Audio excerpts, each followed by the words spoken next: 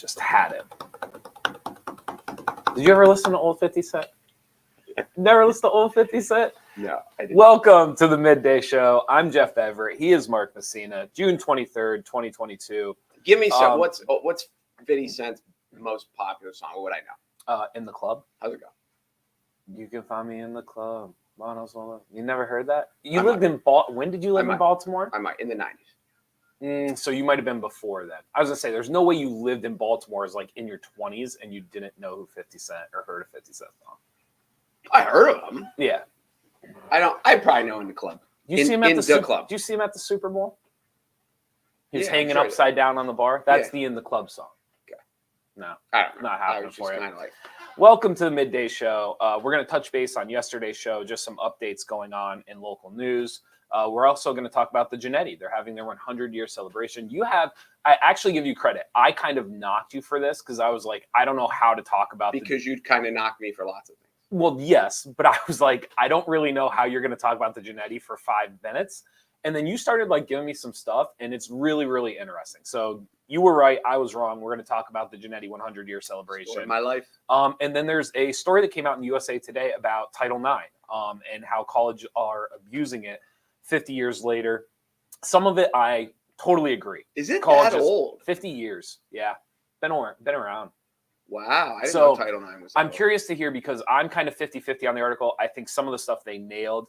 I think some of the other stuff is I don't really necessarily agree with. So we're going to talk about that, but some really good stuff with that as well. Okay. Before we dive into all of that today, Mark, how are you feeling? Well, now I'm feeling unhip because I missed the 50 Cent. 50 was great. Was he? 50, he still is great. Have you ever seen the videos of him and Floyd going back and forth? Mayweather? Going back and forth. So Floyd like basically threatened 50 Cent, kind of saying like, why don't you come fight me? And 50 Cent made a video. I think he posted it on Kimmel, but he made a video and he said, Floyd, if you can read a Dr. Seuss book from start to finish on live TV, he's like, I will donate this much money to whatever charity you want. And basically called out Floyd Mayweather for not being able to read. And Mayweather said nothing. He didn't respond. He didn't say anything. 50's great. 50's a smart guy.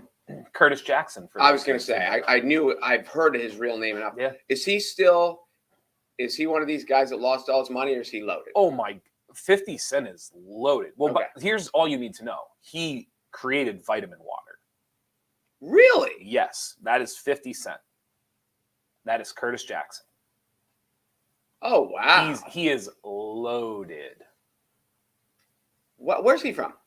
I think he's from New York. Now he lives in Connecticut. I was going to say, I thought he was up there somewhere. Yep. Huh. That is interesting. Yeah. Because he's not always in like the limelight. Like he doesn't do late night talk show. He still makes music here and there, but he's kind of gotten out of it because he's so just kind of behind the scenes. You don't really get to hear. He's a fascinating person. How successful he is and what he's able to do in his business acumen, like he's really, really neat. Well, that one of the interesting aspects of the whole hip hop world is, like when Master P was here the other day, when he spoke at Antioch Baptist, I did some research because I know who Master P is, but I don't. And according to the things online, his estimated net worth is $200 million. Sure. And, where does he rank in the all-time rappers? You would be able to tell me better than I would. But because it's such a new, it was still such an emerging art form that so many of these guys got on the other side of it where they could make money. When you hear all these old rock and roll guys who did all this stuff and then got ripped off, that so many of these guys got into producing and got into television. And then and as cable expanded, they had all these opportunities. Like what's his name? Who was the does his name matter? Yeah, he was one of the guys who got into television. It wasn't Young MC. It was the other. Who's the guy that used to have his pant leg pulled way up? One pant leg up, one pant leg down. You lost me. I'm not sure. I wish he was a rapper. I wish I could bail you out. Oh my God, he was on a sitcom. But anyway, yes, there are so many of them because there's a lot of old time rock and roll guys who went broke. Yeah, because their record companies just ripped them off. Well, the irony to some of that is radio play. So going through, and again, I'm not a music professional, but going through early like 60s, 70s, 80s, like up through, everything was radio play. Like you had to get onto the radio, you had to get on the radio. Hip hop came up almost the opposite way, where radio play wasn't necessarily how you were going to make it. Like a lot of the times what they were making, it couldn't go on to the radio because of the FCC and all the different things. So what happened was a lot of them viewed music much more independently than how other genres viewed it, whether you were in country and rock or pop or whatever it may have been. So you see all these stories about these bands or these individual artists getting absolutely ripped off. Those stories are very much less in hip hop and rap because of that independent view of like, we don't necessarily, the radio could help us. Like Diddy was one of the first people to really be like, you can do your thing, but one of your 12 songs, I got to be able to put on the radio. He used to tell his artists that all the time. That was part of the reason that Biggie did It Was All a Dream. Used to read Word Up magazine. That was part of the reason he made that song. I don't know, rap it to me. Okay, yeah. But that was part of the reason he made that song. Is because all I know from Biggie is, all right, give me his other big hit. Biggie? Yeah. I just No, give me some other ones. I saw the movie.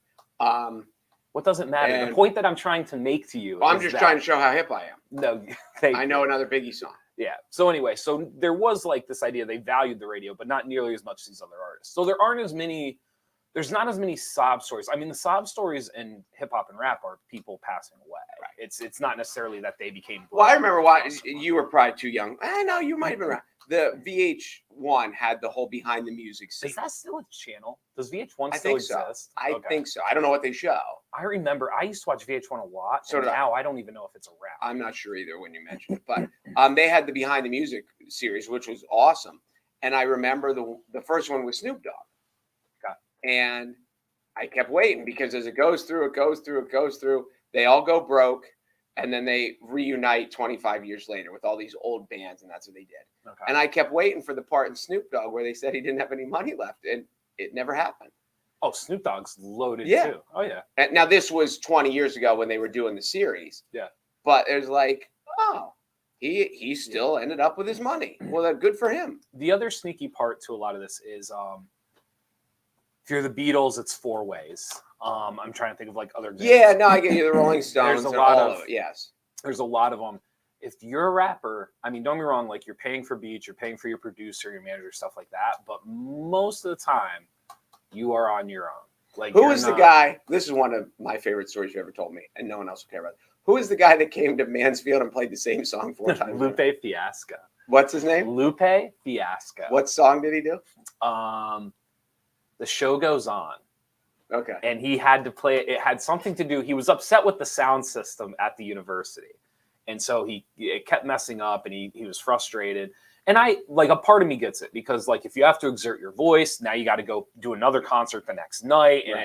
And it doesn't take much for someone's voice to get thrown off. And now you're canceling shows and that's not what you want to do. So he's complaining about the noise. And I guess at one point you can see his manager like off because we were up in the balcony, like off the side. So you could actually see it, like what was happening. At one point, his manager, you can see him talking to somebody. And apparently all he was doing was just trying to figure out what he had to do for what's the minimum. What does he have to do to fulfill the contract? And one of the things to fulfill the contract was he had to go until the end of the hour and he had to play The Show Goes On more than once. Like he had to do like an encore of like The Show Goes On. So for the last 25 minutes, half an hour, he just did The Show Goes On 4 or 5 times. And every time the song ended, he would just tell his DJ, run it back. And he would start it up.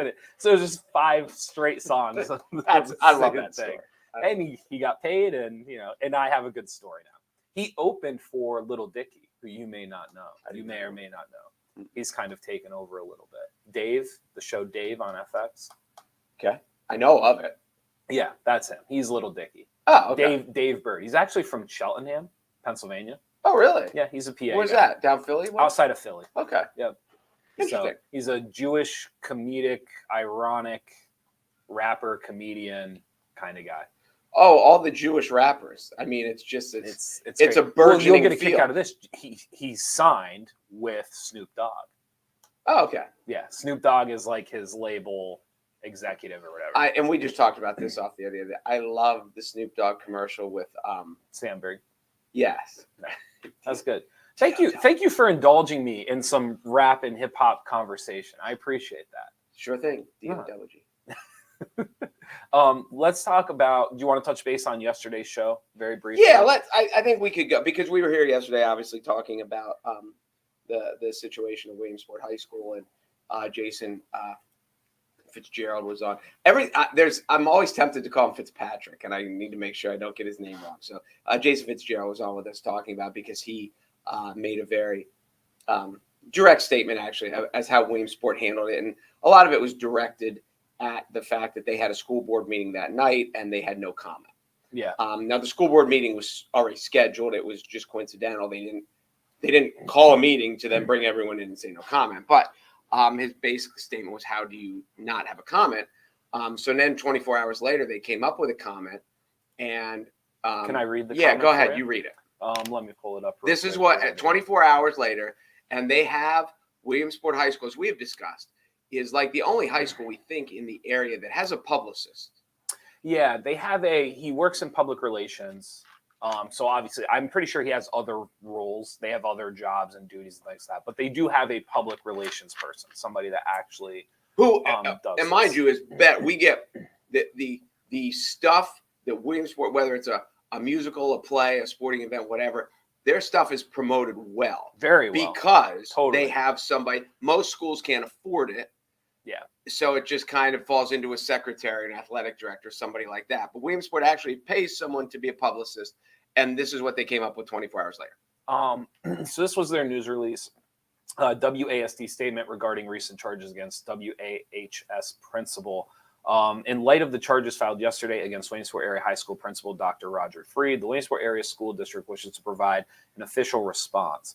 As per school policy and procedure, Dr. Freed is suspended from his position with pay. The school district is cooperating with authorities as they continue their investigation. The safety and well-being of our students is our first priority. Should any student wish to speak to a counselor, counseling services will be available by appointment, only by calling, and then the phone number. And that is the end of the statement. Okay, so let's not to pick this apart and be too, but 24 hours later, they come. Well, the first sentence is basically, we're now making a statement. So we'll just skip that. The first sentence of the statement is, the guy's been suspended with pay. Okay. Which we've talked about. There is a policy and procedure. They didn't sit down and decide, should we pay him? Should we not pay him? There is a policy in place. I know a lot of people were distraught about the fact that he was suspended with pay. And I totally...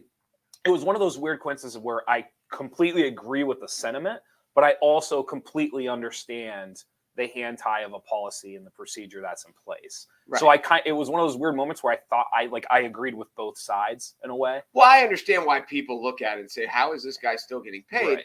But if you looked at it from a broad spectrum over 20 years, there's going to be false accusations. You could have someone you just didn't want to pay and say, someone come in and say, he threatened me, or, this guy threatened to kill me. Oh, we're suspending him without pay. Like, it could be a very slippery slope. So, of course, he's suspended with pay. But, again, they didn't have a meeting and discuss this. They're like, what's the policy? Policy is suspended with pay. Okay. So that's it doesn't take 24 hours to come up with that statement. What's sentence number 2? We are cooperating fully with police. That didn't take 24 hours to come up with that either. And even, are you not cooperating with police?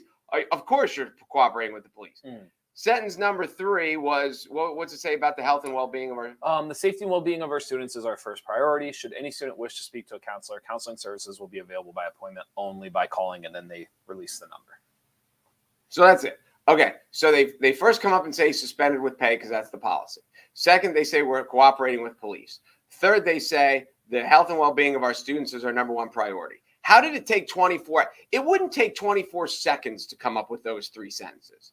The last part is the only part that it says any kid in need of counseling Is that the word they It use? says, should any student wish to speak to a counselor, counseling services will be available by appointment only by calling the number. Okay, by appointment only, calling the number. So they did something.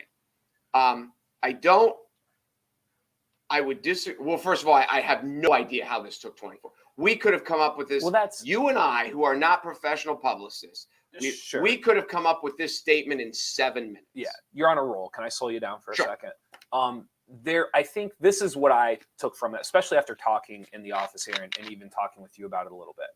I think it's not so much what they said or how they said it.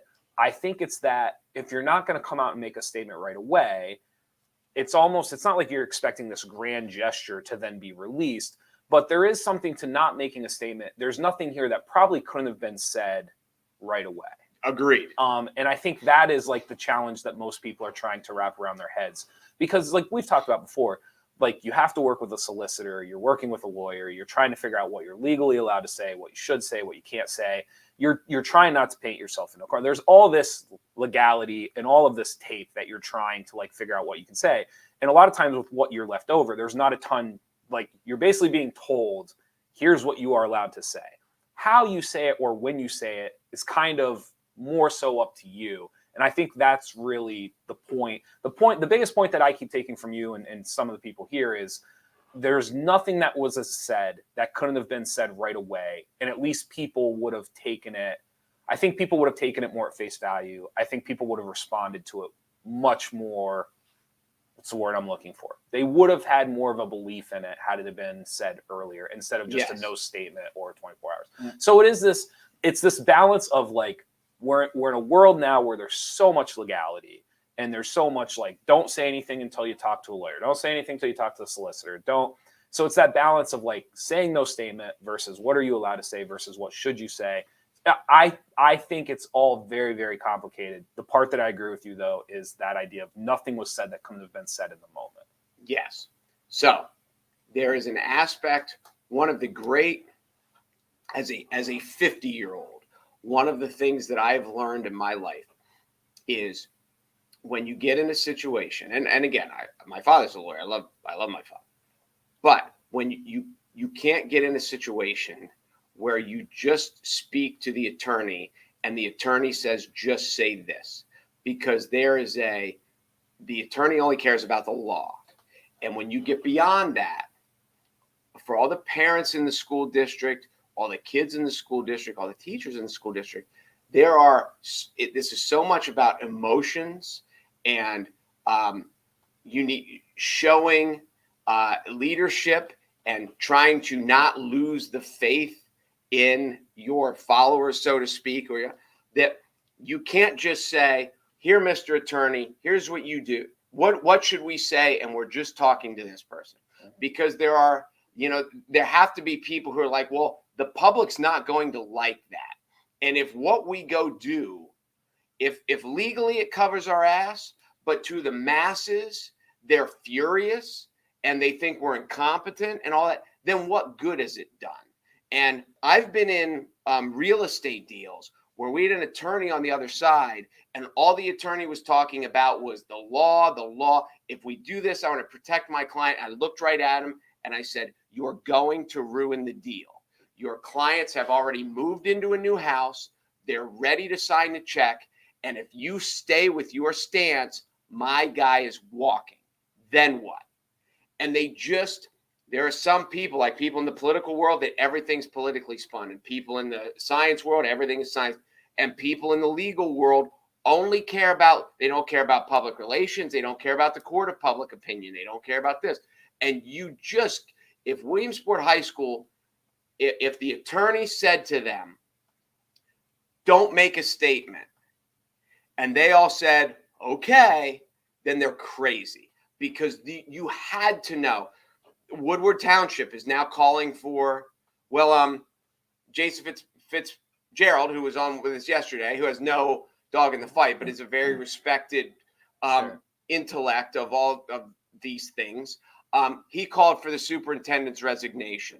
Woodward Township, which is part of Williamsport School District, called for the superintendent's resignation. And I can't imagine. I don't know. Maybe if he made a bad statement, but if he would have just come out and said, we were blindsided by this. Obviously, we're working with authorities. We have to figure out how to best proceed. We're not really sure what we can say and what we can't say. So we will have more to say once we know. Right. We now have to figure out what's best for these kids. To say what everyone else is thinking, we've got to figure out if there were more victims and how do we best handle the people that are hurt.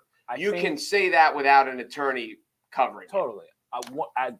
The older I get, one of the things that I've learned is that sometimes saying you don't have an answer is really all the answer you need. And sometimes it's better than saying nothing. I agree. And so there's going to be this idea that, 24, 48 hours ago, even just saying like, we don't have a lot of answers right now. We feel for the victim. If there's anybody else out there, please come forward. Like there are things that you can say without having to say, we have all the answers. Right. And you don't pigeonhole yourself. You don't put yourself in a position. And I think that is, listen, I find myself sometimes, there's times where I don't want to give an answer because I don't have the answer. So I'll wait because it's like, I'll know it here in a little bit.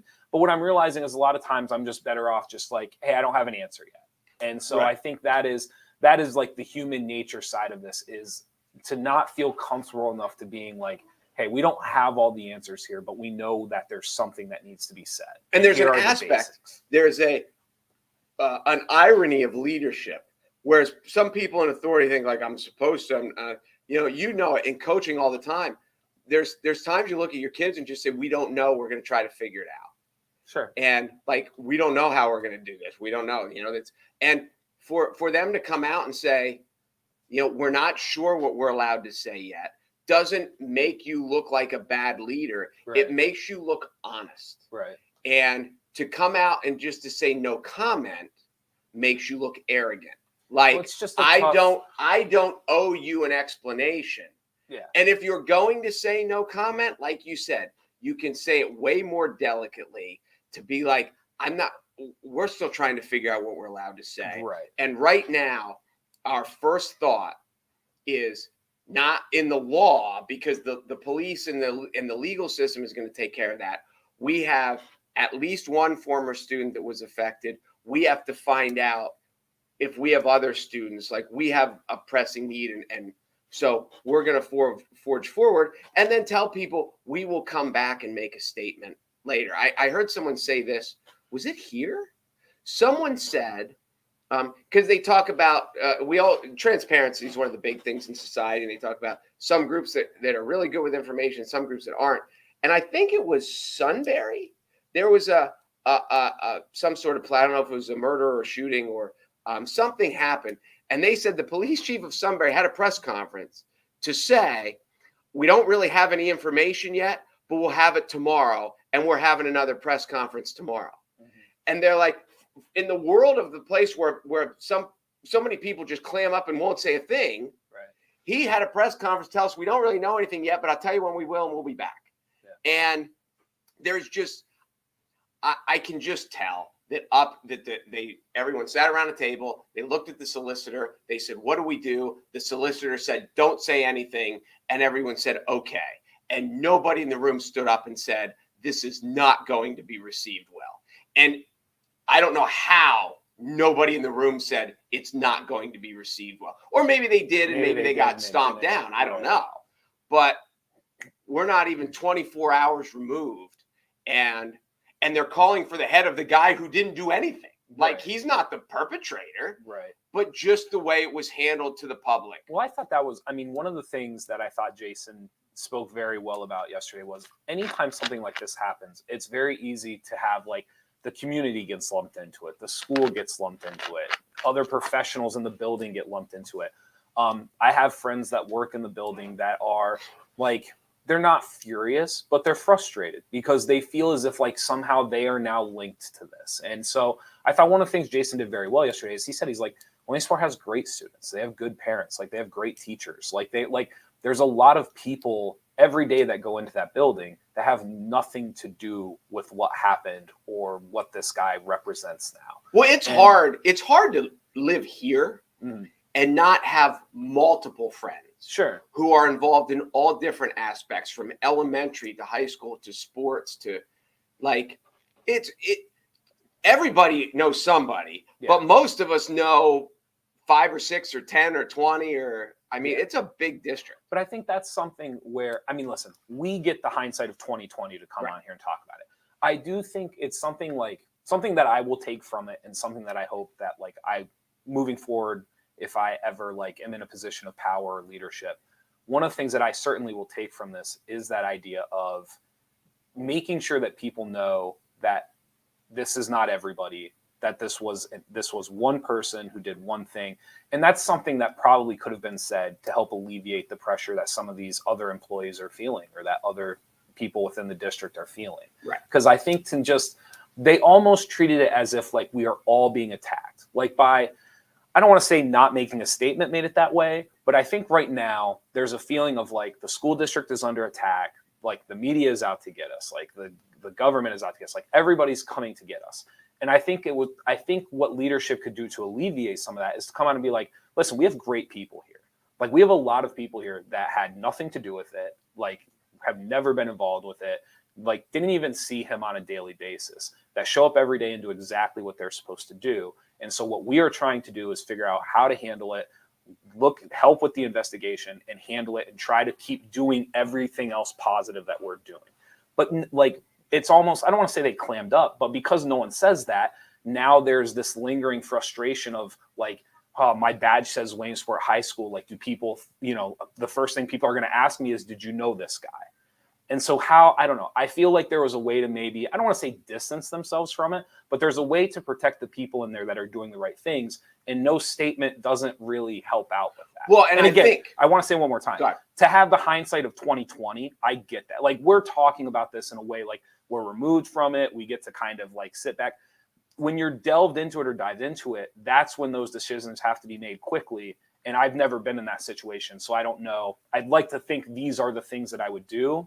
But you and I talk a lot. Like, you don't know until you're in. Well, I get that, but I don't know. I really got it just, the problem with it rang in a way that was like, how do I say this? Like the public has 1,000 questions. Sure. And they want answers. And it almost comes across with the aspect of, I don't owe you an explanation. Sure. And so then you leave them with, not only did he give us no answers, he made no indication, or they, or anyone, they had a 20-minute school board meeting.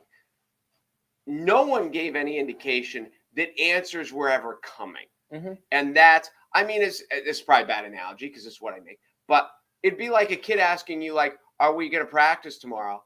And your answer is something curt of like, we'll let you know, or something like. But if it's like, well, we're trying to figure it out because we have to take a day off, and like, you can make an explanation that's better than, I'll get around to telling you when I'm damn good and ready. And there are delicate ways to handle it. And I can't imagine that the people that of all the people at this huge district, that they were like, no comment is not going to cause a problem. Right. Just say it delicately. Say it humanistically. Say it like I understand you have questions. Listen, we have questions, but like we have victims, we have teachers that are asking us, we have to fill an administrative spot now and get ready for the next school year. Plus, on top of it, I don't know what I'm allowed to say legally. Yeah. So we are going to get to this, but just to say no comment, no wonder people were pissed. Sure. Anything else before we go? I just need to cough. Now I'm good. Oh, I know you're good. I'm good with that. You can go to NorthcentralPa.com. We have a couple of stories about different aspects of it. And there's new stuff coming out now about what's the word I'm looking for? Do I want to call it the perp? What's the word I'm looking for? The perp? Yes. The perpetrator? Roger Freed. Oh. What I guess that's the alleged. Whatever. So there's some stories on NorthcentralPa.com that you can check out if you would like to. You're razzled up. What? You're razzled up. I can tell. Well, then I almost like in the middle of the set, I was just like, can I try to get? And this in the batting cage last night, I think I swallowed a bug, and I was almost like, I might not make it. This might go see if Bill can throw to you guys, because this might be the end right here.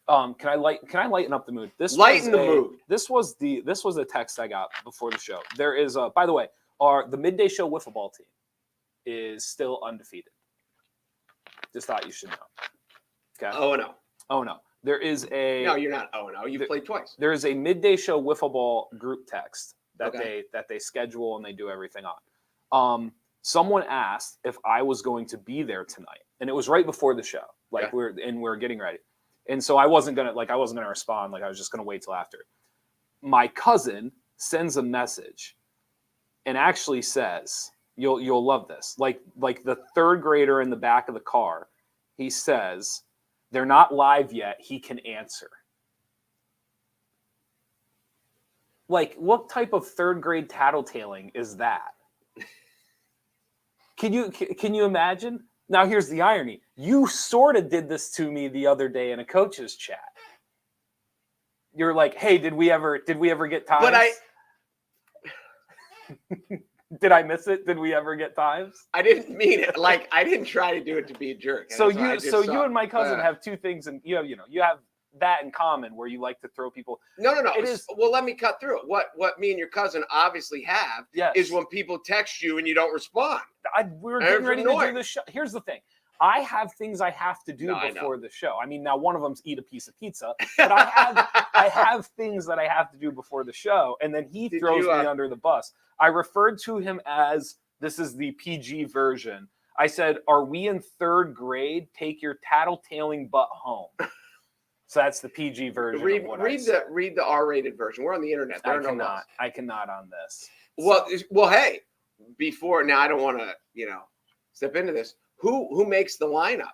Are you in trouble if you get in a pissing match with the wrong person? Is your backside going to be on the bench? Here's what, as the sponsor and financier, I will say, as long as they're undefeated, I'm not saying a word. Are you not playing? I haven't played yet. No, I have not played yet. Why aren't you putting yourself in the lineup? It's just hard. Thursday night, it's summer league. It's just hard. There's always something going on. Are you playing tonight? I've thought about it. Oh, they're finding out if you're playing. How many guys? So give me a quick how many guys are on the field? It's not 9, obviously. No, I think it's 5. I think it's 5 on a field. Okay. So I think you got I think maybe you have a catcher. I haven't been yet. Pitcher, infielder, outfielder. That's what I think is. That makes sense. But it's 5 on 5. Listen, as long as we're undefeated, I'm not. Why would you rock the boat? I'm not here to rock the boat. Now, we lose a game or two. Do you know? Is it 3 outs in an inning? Is it 2 outs? Do you know that part?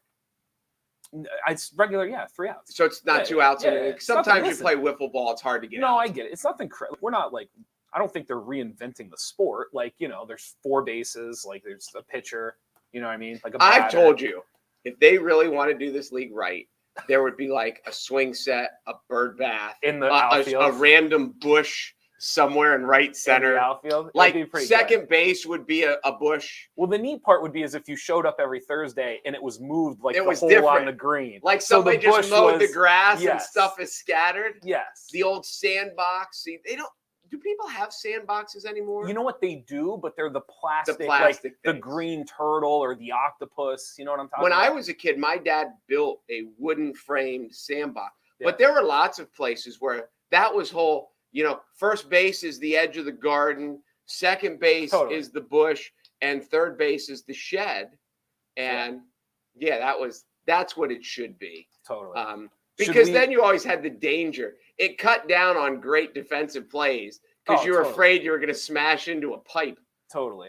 Should we let Ellen on the secret? This is a joke. What kind of background do you need to have a broadcast? None, Ellen. You don't need any. I don't get it. I don't think Ellen's in. Well, I don't think Ellen's in on the joke. I don't know the joke. What do you mean? The joke? What kind of background? Ellen, I think thinks we're unqualified. We are hosting. We're totally. Ellen's not in on the joke. We're totally unqualified to be hosting it. So, you know how I got my first radio job in Baltimore? Honest to God. How? And back then there was no all sports station in Baltimore. Okay. There were 2 there was the flagship station, which was a news talk station all day, but they carried Oriole games. Okay. And this other guy just rented time on an oldies station. Okay. And he just bought, and just, he paid that. He like rented it. Like, I give you $500 a week and I'll go sell ads and make whatever I can make. Right. I sat, he was a young guy, like my brother's early 20s. He sat next to me at a game. Yeah. Because, I know your brother, blah, blah, blah. We sat there, watched the game, talked through the whole game. Mm-hmm. He knew I liked sports, could talk.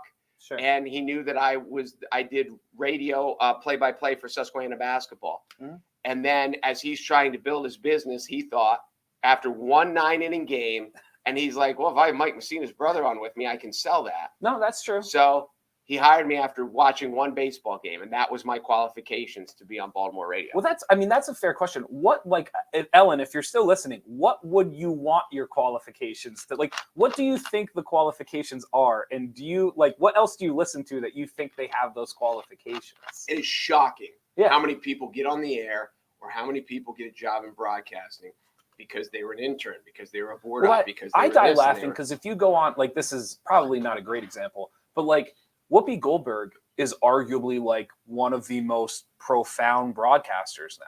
Like, if you think about how often she's on, the audience that she's speaking to, and like what like Whoopi Goldberg's qualifications are, she was an actress. Like, there's no, like, I can't imagine Whoopi Goldberg studied like political science. Like, she wasn't like a poli-sci major or like. You know how Oprah got her start?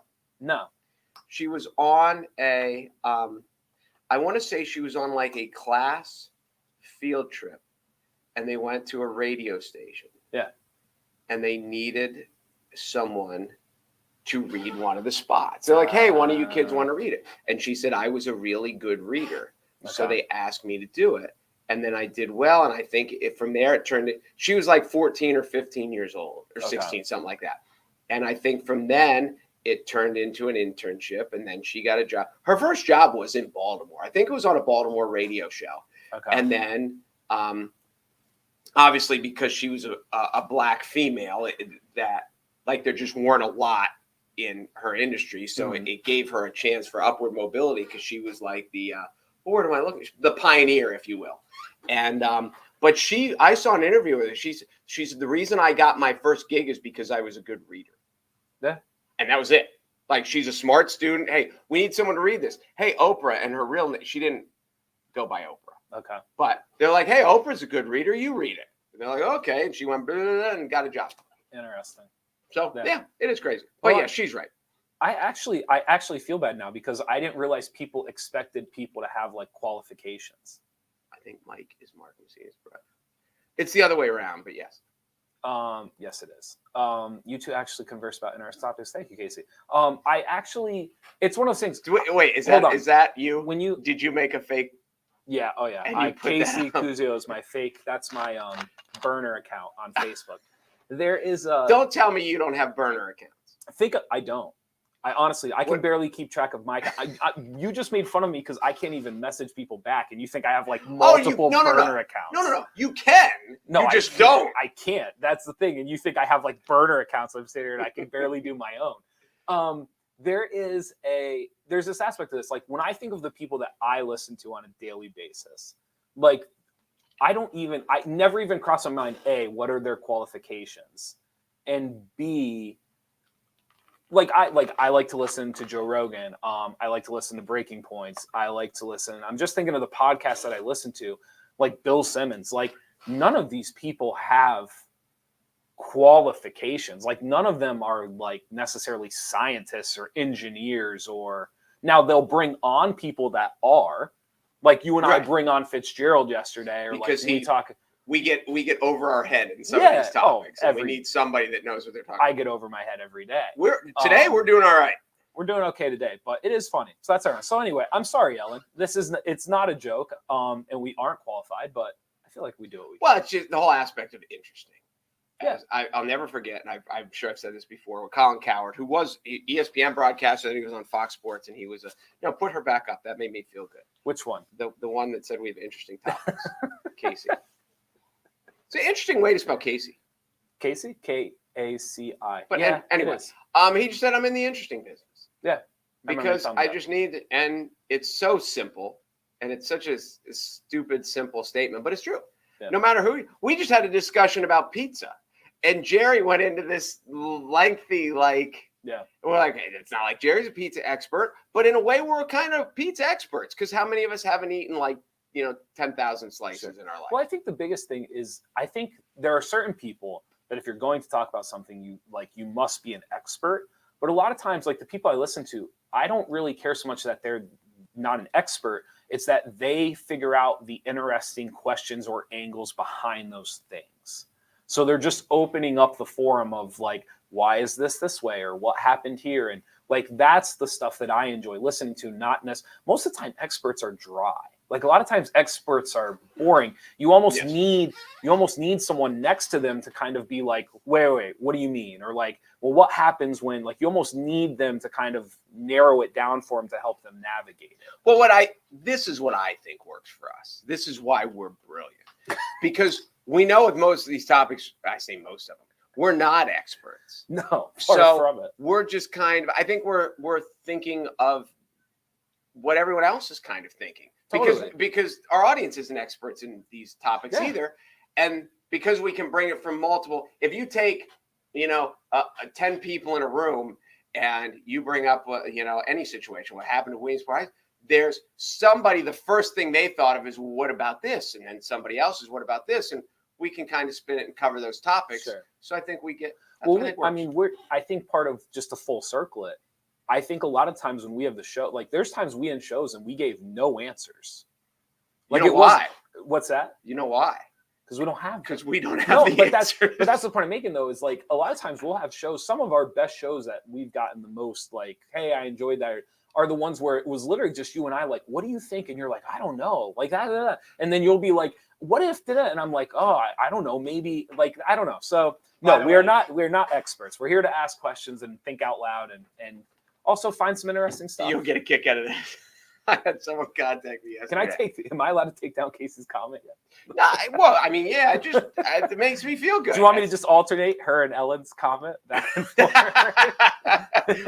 You're up, you're down. You're up, you're down. Anytime you start saying something I disagree with, I'm just going to put up Ellen's comment.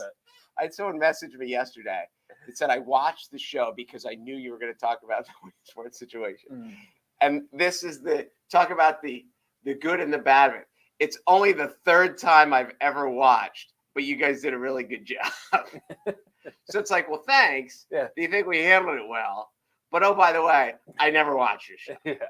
Which, of course, my response is, if you've watched it 3 times, you might be our biggest fan. That's possible. So, it's very possible. Chris says back in the 60s and 70s, we tuned into Bill Bynum. Bill Bynum. Oh, I thought he had a sports talk show at 5 p.m. He'd cover high school sports that we were interested in, pioneer in radio talk. So you actually you've heard of him or? I don't know. I have a funny story about Bill that I'll tell you off here. Okay. Because I shouldn't say it on the air. You shouldn't say it out loud. Yeah, I mean, it's not bad. It's just is what it is. Let's do a Genetti because you have some stuff. 100 years. Can I just real quick? Can I do the 10, 15 second? You said, I said, what do you want to talk about today? You said Genetti 100-year celebration. And I said, oh, you just want to like plug it. And you were like, no, I want to talk about it. And I was like, how are you like, this is going to be a 60-second conversation. And you by yourself started telling me some stuff. And I was like, all right, I was wrong. You were right. There's some really neat, interesting stuff here. Okay. Well, the Genetti is a local landmark. Okay. You have said this because you grew up north. Yeah. And not to equate it to the Hollywood sign. But you're like, you realized you were in Williamsport because you saw the big red letters. So the 20-second version is coming from the north, coming down 15, you come around. And at the time, like Bowman Field's there, but that's not really like, it's not really an identifier necessarily. Like it's just it's a baseball field. But when you would come around the loop and you come past the Maynard exit and seeing those Genetti letters, it was for someone from a town, seeing those Genetti letters, it was like, you are somewhere different now. Like if you get out of the car right now, you are not going to walk into a community or town that is like picturesque of yours necessarily. And so, like for me, the Genetti letters had a little, like a tenth of a Hollywood sign feel to it of like, we are no longer in the country. So anyway, it's a 100-year celebration. So it Yep. doesn't take a mathematician to realize it was 1922. It was community based Okay. because they thought that, with Williamsport, and I didn't realize this, but it was kind of a train hub, I guess, up in Newbury. And so they wanted to try to make it a destination city or a better place to include it for the people who it was a destination. Yeah. So they needed to raise. I think the whole project, they said, cost about $1.5 million 100 years ago. But they sold local. That would get you the first level today. They pour the cement, and but they sold shares, Okay. and it wasn't just uber rich people that bought their shares. It was like neighbors and friends, I think, to go in to buy $100 share or whatever it was. So it was public, like half was publicly held. And until 1975, it was called the Lycoming Hotel. Okay. And through the years, it had gone through good ownership and bad ownership, publicly held, and then it was sold off. And then it's been. Was it a little like Packers-esque? Like a little kind of like Green Bay-ish? Yeah. Like I guess. A little bit. I guess. So then it got to the 1975, and it was going off at an auction. And his first name is Gus. I think Gus Genetti, who lives over in Wilkes-Barre, came over and they worked out a deal. And they wanted this much. He offered this much. The guy's like, let's take it. And then they're like, we want this much money down. He goes, this much money. Take it. But he's going to be here tonight to speak. Okay. And I said, is this like his kid, or is this like, no, it's him. Gus. He's 83. Okay. So I said, so he was in his 30s when he bought it? Yep. So he's here. He's going to tell the whole story about how. But the thing that really made it neat to me is, it's a historic building in Williamsport, and I know we have the Little League World Series, so it's not uncommon for us to get some celebrities, for a place that's really far away from, Philly and DC and Pittsburgh and all this stuff. Yeah. We've had many celebrities come through because of Little League, but the people who have been there are people like Bobby Kennedy, Bob Hope, Eleanor Roosevelt, Babe Ruth, Cy Young, Ty Cobb, was it Father Flanagan, like some of the most famous people in American history. And they have just pictures of them in the hallway. Yeah. And like, oh, Babe Ruth was here. Oh, Eleanor Roosevelt was here. Like it's just absurd. Yeah. The amount of history that's just right over there. And it's the biggest, but you see it every time you drive by because it's the biggest one. Yep. And it's got 200 and what did he tell me? 205 rooms. And it's the biggest hotel by like 80 rooms. So, it was neat. It's a little piece of American history that's right here. And you could go to a lot of places you'd be hard pressed to go to a hotel in Philly that had this many of the who's who that had been through at the hotel. So anyway, that's my spiel. It's neat. It's 100-year-old, or it's the 100-year celebration there of the party tonight. I don't know what the invitation thing is, but but Gus is going to be there. He's 83 and he's going to come speak and tell a story. Have you been to Windows on 4th? I have not been to Windows since it was Windows. Since it was Windows. Okay. No, but I heard it's good. We've been a handful of times. It's just the environment, like just on the corner it's on. They roll up the doors and it's opened up and just very, very neat. It is like that. There is very much an Americana aspect to it on a warm evening when the doors are up and kind of the community's buzzing and they're sitting like it doesn't take you. I don't want to say it takes you back in time, but there are very few places that can make you feel the way like sitting outside the Genetti can. Yeah, and there'll never be a hotel lobby like the Genetti can. They'll never make one like that. No. But I remember talking to I don't know if she's the general manager now or just the person in charge. Oh. And I said in the 5-6 months when it's warm and nice out, Windows is going to work. Mm-hmm. Then how do you get the clientele to carry over into the winter? But when you can roll the windows up and it's going to be a really neat, and it's really added to downtown. It's neat. So anyway, 100 years, lots of famous people, and it was publicly held. I did not know that. So they basically went around like, we want to build a big hotel. Who wants to chip in? Yeah. As a kid heading up north to do some farming with Jeff and the family, every time we drove by the Genetti, we'd get pumped. That place is a legit landmark. It is. Yeah. And you just, because you can't not see it. Yeah. And with the red letters up top, it's because it's like being the tallest kid in class. You walk down the hall and everybody sees you. Well, and there's something like this. There's just something about those letters that are just distinct. I don't know if it's the red. Like, I don't know what it is about it, but there's just something very, very distinct about those letters and being able to see them. Now, those aren't obviously 100 years old. No, do we know how old the letters are? I do not know that. Okay. I do not know that. Obviously, it has to be whenever Gus bought it. And the other thing they talked about, too, is just this is kind of the corny aspect, but how many weddings have been there? How many proms have been there? How many, I've been to meetings there. My brother's fan club banquet used to be there every year. Yeah. It is hard to be from here and not have a real connection. Maybe your wedding wasn't there, but somebody else's wedding that you were in was there. So my sister's wedding was there. Okay. And we were upstairs and we had to use the balcony as well because there was a lot of people. So I would go upstairs. The younger rowdy crowd was up in the balcony. Obviously. And so I would constantly be running. I was in the wedding, so I had to sit up front at the table because it was, old style. But nobody at the table liked you. So that's what it was. Friends so I would have to go up to the right, and even they don't like me. They just were tipsy enough that it worked. So and you were their invite to the wedding. Yes. So I would run up the stairs, say hi. So one time I went to leave, and I took like 1 or 2 steps down that stairwell, and I wiped out. And I'm not kidding you. In your tux. In my tux. My elbow went boom, boom, boom, boom, just down every single step. So I get up. How old are you at the time? 20. That's great. 5. That's great. No, maybe a little older. Would have been 26, 27. Your sister was so proud. Dude, so I go and boom, boom, boom, boom. And so I walk up to the back into the front and I walk up to the table and I sit there and I sit down at the table and I'll never forget it. leaned over to me and I said, I can't feel my elbow. And they said, what happened? I said, I fell down the steps. And they were like, you hit it? And I was like, more than once. And now, as the night went along, my elbow felt magically better as the night went deeper. I wonder why that is. I know. I wonder why that is too. But I rocked my elbow on the Genetti steps at my sister's wedding. So there you go. Your sister's so proud. There. It's there. Cliff backs it up. We thought we lost Jeff there for a second. It was pretty rough. It wasn't quiet either. Like people started, this is how loud it was. Throughout the wedding, people were coming up to me and being like, did you fall down the steps?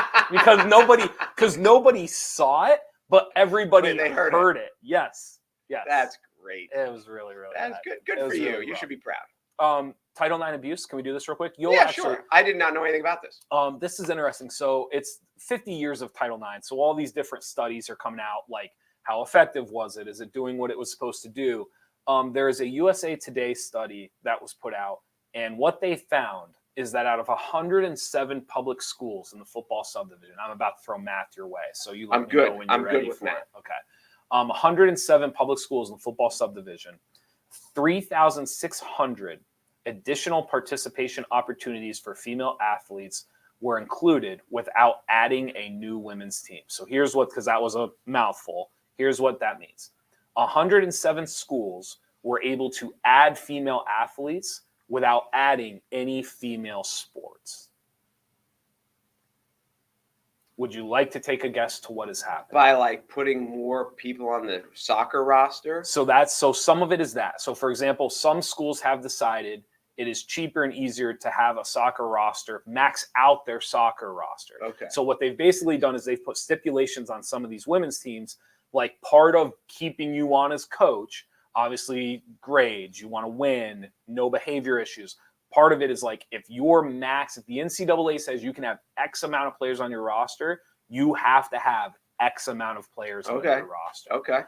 Another way that they are doing this is they are using, if you are a woman who is playing 2 different sports at the same school, you count as 2. Oh. So if you play soccer, if you're a soccer track, you count. If you're cross country track, if you're indoor track, outdoor track, like they're saying that you count as 2. The sneakiest one, and this is the one where this is the part of it where I think it's a little heinous is too strong of a word, but it's certainly cheating. There are women's basketball teams that count their practice squad as part of the roster. Wait, Hold on. Aren't there dudes on the practice squad? So the craziest part about this is that most really good Division I women's teams have men's practice squads, and they are being counted on the women's basketball roster. So some of the institutions like Kentucky, Louisville, Tennessee was listed on here because, again, there's 107 schools that they found in this. It said public, didn't it? Most of them are public schools. So these aren't the private schools. No. They're not interviewing the Bucknells and the Pepperdines and the. No, these are like the public institutions.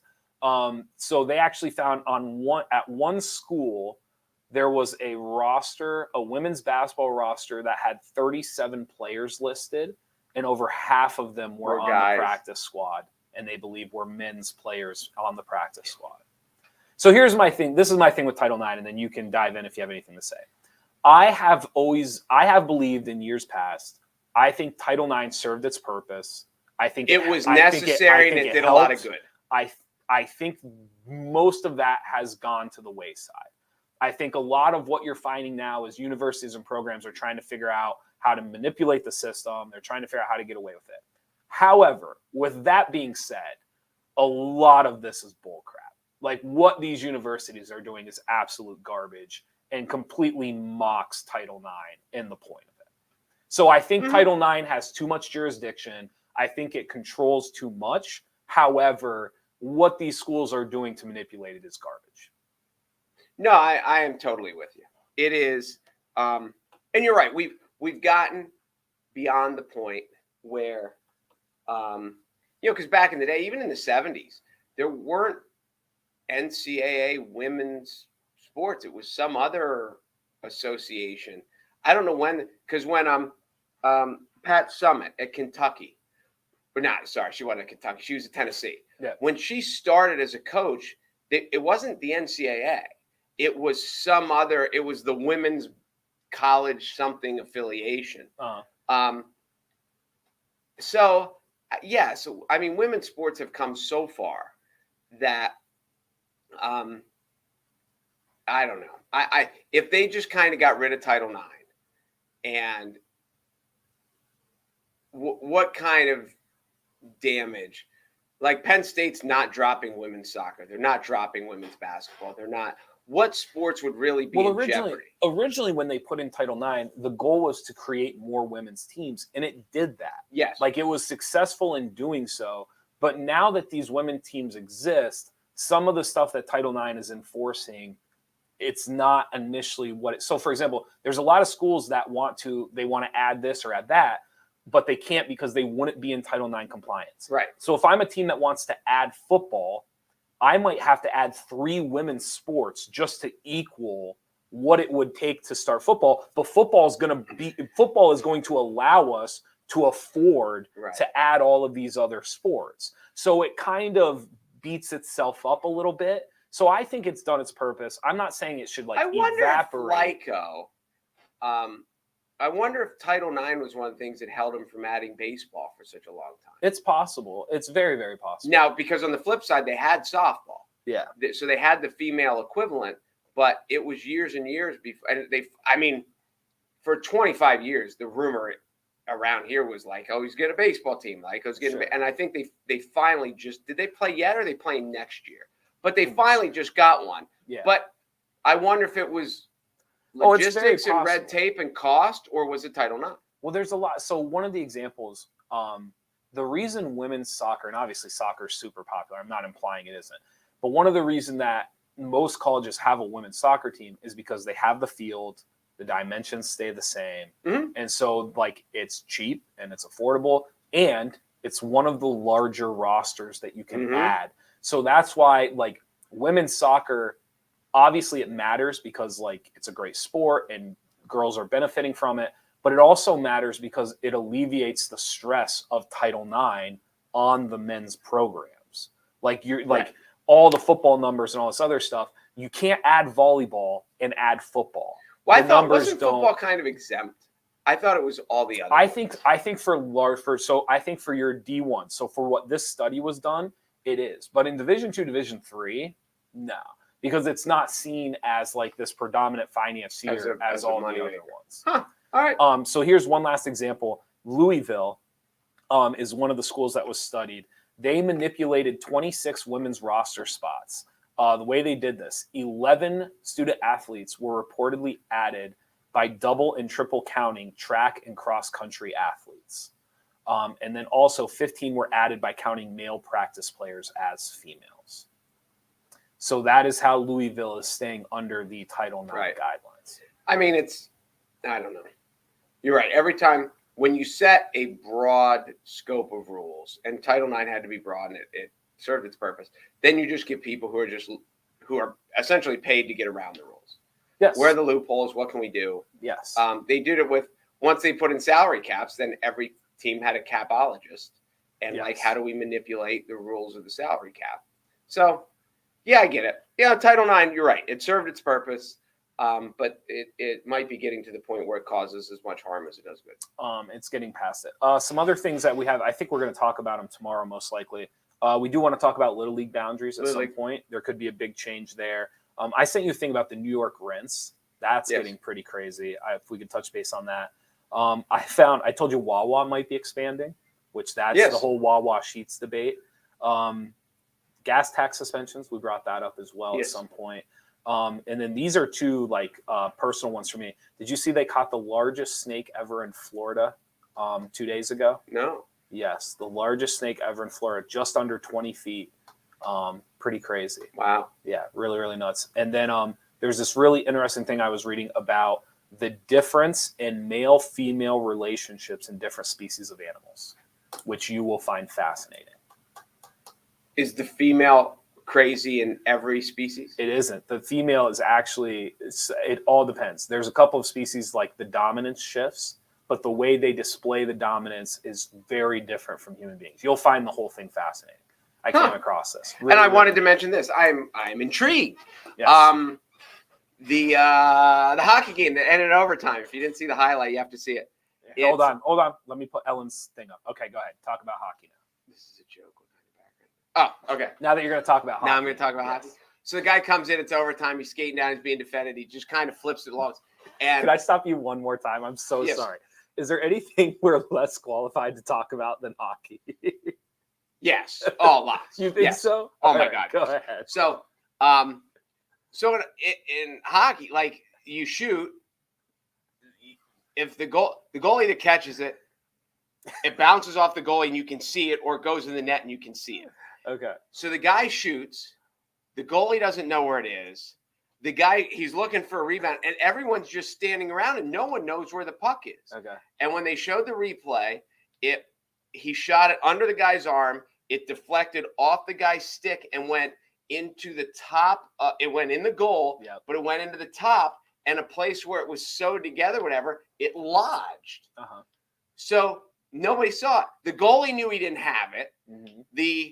All the guys around him, both the offense and the defenseman, didn't know where the puck was because sometimes it gets shot into the goalie. It gets like in his equipment or in his sweater or whatever. Yeah. So everyone's just standing around. No one knows where the puck is, and it's literally stuck in the top of the net. And there was like a couple second, and then you could see a guy skated all the way in, and he's pointing at the top. He's like, there it is. And then it was such a bizarre ending. I've never seen a puck. I'm sure they've got stuck because they have cameras in the back of the net. I'm sure there's ones that have been stuck before, but never in the roof. Okay, so I have stupid questions. My first stupid question: why don't they sound the alarm? Doesn't the thing they could nobody? Yes, but there's a guy who sits there and watches, and nobody saw the puck. Okay, second question: why is it still a guy? They don't have like you're telling me there's nothing in the puck that tells them when it goes like into the net? Like they don't have that? Like that's not a thing yet. It's the goal judge. How is that possible? With a microchip or whatever? Anything. You're telling me that hockey doesn't have a thing, like they can't put something into the puck that would tell them that it's a goal. Football doesn't have anything in the ball that tells you when it goes. Yeah, but see, like I know the people running football are jerks. Like I know, I expect nothing from Goodell and the people running football. So that part, that's not surprising. Hockey surprising. I would have thought they would have had somebody by now. They don't have that by now. No, you don't need it. Clearly you did last night. It's stuck in the it's a once in. I'm not a big I don't watch hockey during the regular season. I bet you can find some 80-some-year-old Canadian guy who's like, I've never seen that in my life. I don't know. NBA draft tonight. A lot of tall dudes in suits. Yeah, I saw who the odds-on favorite is to be number one. You can bet on who's going to be the first one picked, Yeah, which seems a little crazy because if you're the GM, they can't bet on it. But yes, who's number one? Jabari Smith. Who's picking number one? Magic. Orlando. Okay, so which they've had great success drafting when they get the number one pick. They had Shaq. Well, they had Chris Webber that they traded for Penny Hardaway. They had Shaq. They had Dwight Howard. They when they picked number one, they have been highly successful. Penny got hurt though. Doesn't matter. Still the right pick. It's not like they didn't take the right guy. They took Chris Webber. I get it for Penny Hardaway. I'm just saying. Listen, there's teams that have multiple number one picks, and none of them became all-stars. Lil Penny. So, you remember Lil Penny? I remember Lil Penny with the shoe stuff. Do you know who did the voice? I'm trying to hear the voice now. No. I'm pretty sure. I'm going to look it up to be sure. I'm pretty sure it was Spike Lee. Interesting. Pretty sure. He was a sad one. It's too bad he got hurt. No, you know who it was? Now I'm mad at myself. And it's not even popped up yet. I'm pretty sure Spike Lee directed some of the commercials. The voice was Chris Rock. I'm really, really mad at myself that I didn't get that. You know, it's funny. I was thinking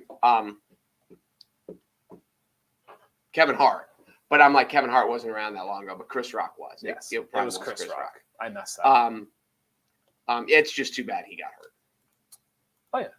There's lots of people. Grant Hill. I mean, there's so many different ones. Grant was around longer than you thought, though. I think Grant had more. Well, he ended up having like a nice, solid career, but he was limited as to what he could have been. But Penny, if you ask me, well, and I know there's the guys now. What's his name? Who just signed his extension? Wall.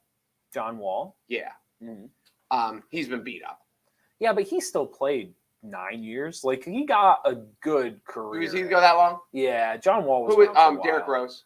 Derrick Rose is a tough one. There's a lot of them. But Penny, if you gave me a Mount Rushmore of sad NBA injury guys, Penny's on it. Oh, totally, 100%. Yeah. I mean, it also like the Greg Oden stuff is crazy. Yes. Because I still don't think people really understood how good he was when he was in high school and college. I mean, he almost single-handedly took Ohio State to a national title as a freshman. People forget that. Danny and the Miracles. Danny Manning did it. Everybody does that. Kevin Manning. Durant almost single-handedly took Texas to a title. No, he didn't. Kevin Durant didn't. They got to the Elite Eight. Yeah, they did. That doesn't count. All right, whatever. Anything else? That's all I got. That's all you got? I mentioned. We got lots of stuff for tomorrow. I mentioned hockey. We do have a lot of stuff for tomorrow. So do we do? There's something. I think the Little League All Stars kick off tonight. Okay. For the major division. So big. And that's a teaser. As we got Little League stuff to talk about coming up. Big Little League fans here. So I am. Look, it's great. It is a great time of life. There's something about the 60-foot diamond that is perfect. Here, the Tattletailer wants to know, was Grant Hill mentioned? This was the Tattletailer. Hey, well, hold on. Obviously, you don't listen. No. So what's it matter when we start the show if you're not going to listen anyway? Yes, Grant Hill was mentioned. And he's too busy trying to get us in trouble. That's all it is. Just rewind the show, watch it. He just wanted to show that we hadn't got it. So yeah, all right. It's understandable. I think I'm going to watch the draft with him tonight, which is honestly one of my most favorite. There's very few things I enjoy more than watching sports with him. It's one of the things that I very, very much enjoy. Do you have like a person like is Jimmy like your like? Do you have that person that like you really my enjoy son watching does stuff with?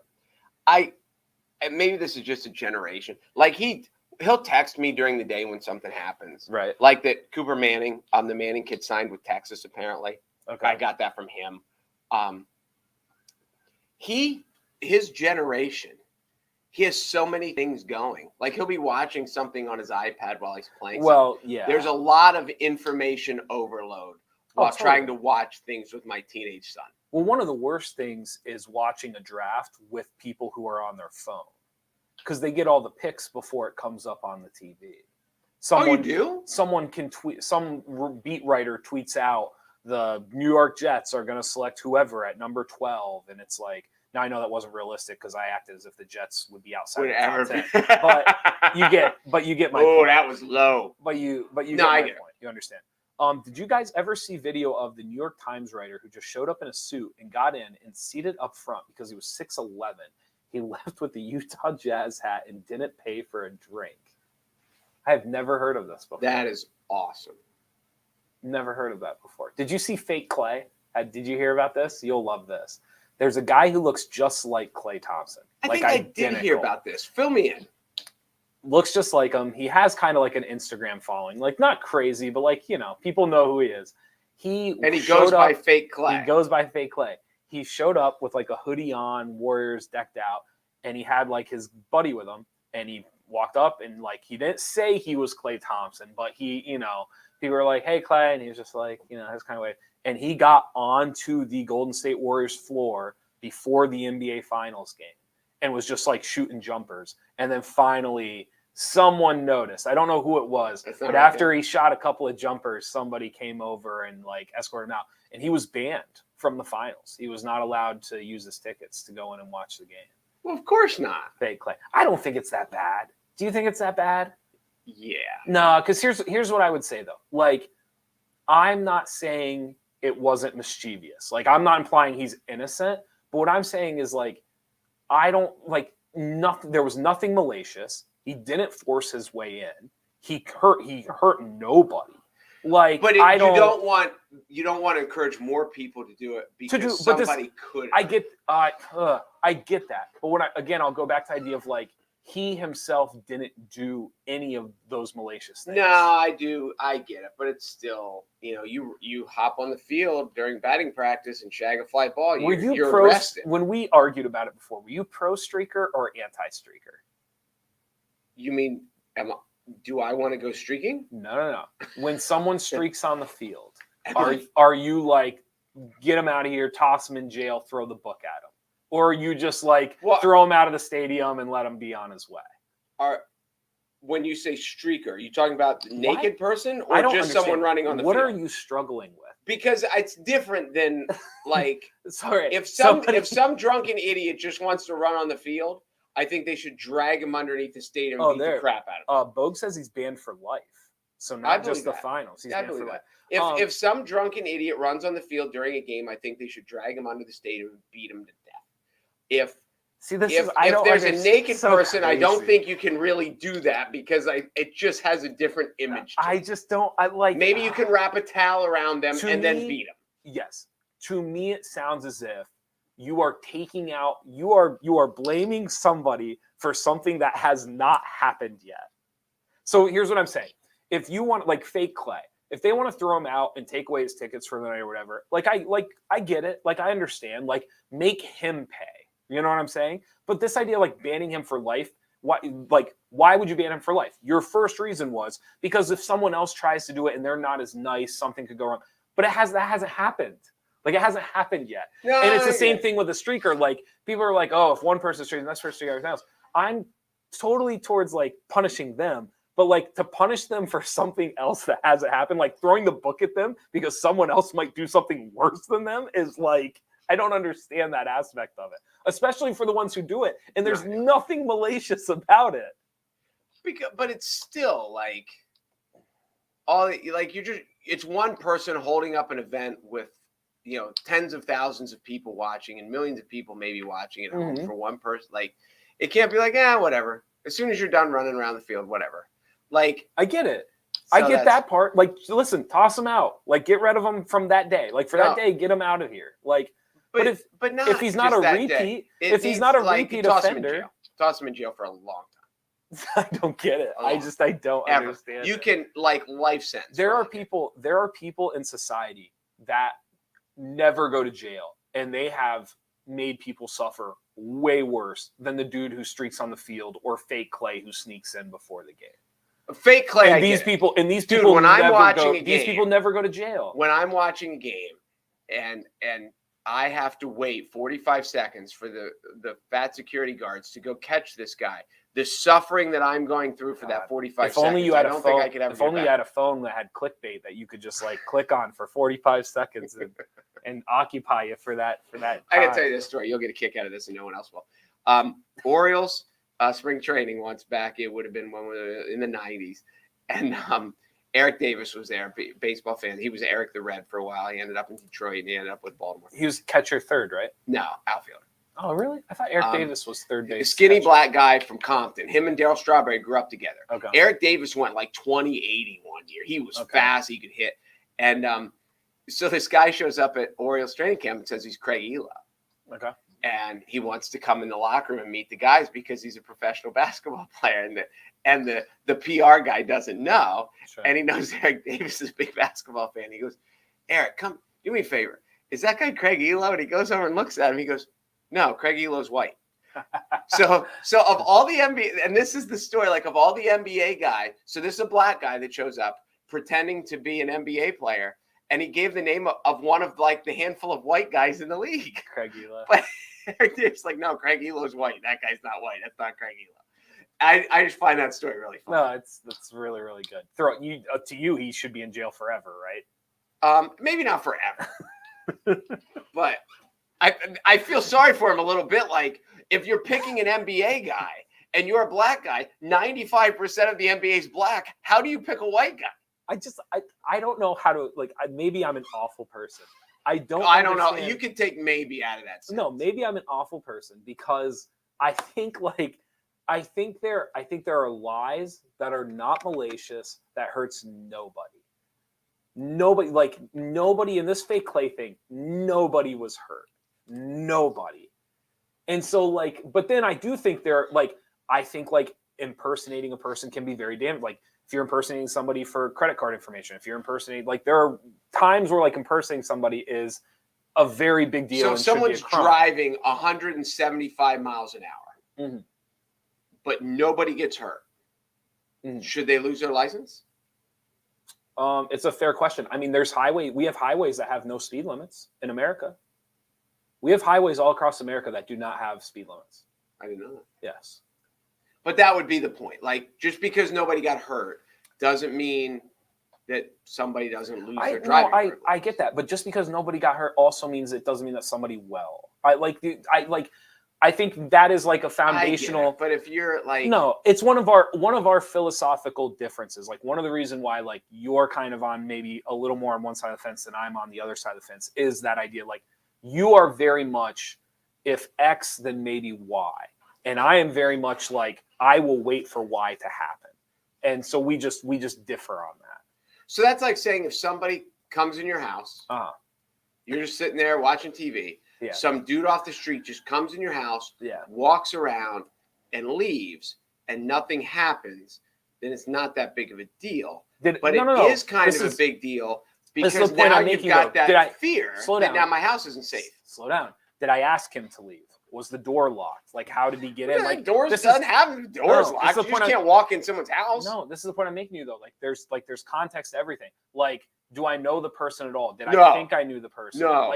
So all I'm saying to you is there's whole different scenarios to this stuff. If a stranger walks in your house, it scares you to death and you no longer feel safe in your house. Even if he's only there for 20 seconds, forever and ever and ever and ever, you've now lost the safety. But your fear is because of what could happen. Correct. And what I'm saying is we just differ on this. This is my whole point. Your fear is there's a stranger in my house, what could happen? There are people all around the world who, when that happens, they're like, why is this guy in my house? Their immediate thing doesn't go to, why is this guy in my house? Do you see the difference in tone? There's a different response to this stuff. I get what you're saying. We just differ on it. And I disagree. I know, right? No, I do get your point. Yeah. I get your point. It's a good point. There you go. Thank you guys for watching the Midday Show. Be sure to go to NorthcentralPa.com for all of your local news. And throw the guy in jail for it. I'm Jeff Every. He is Mark Messina. Have a great day.